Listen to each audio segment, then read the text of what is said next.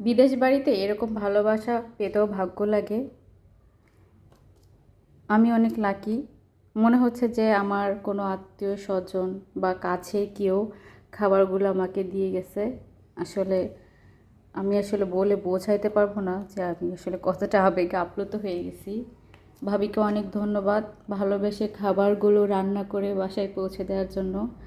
খাবারের স্মেল বা ফ্লেভার, দারুণ একটা ফ্লেভার আসছে মাশাআল্লাহ, আলহামদুলিল্লাহ। আগেও খেয়েছি ভাবি রাতে রান্না, অনেক মজা।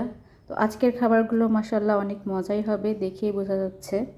এখানে সরিষা ইলিশ, তারপরে হচ্ছে রোস্ট, গরুর মাংস, চিংড়ি মাছ ভুনা, এটা হচ্ছে পোলাও, কাবাব, আর এটা হচ্ছে রসগোল্লা মেবি।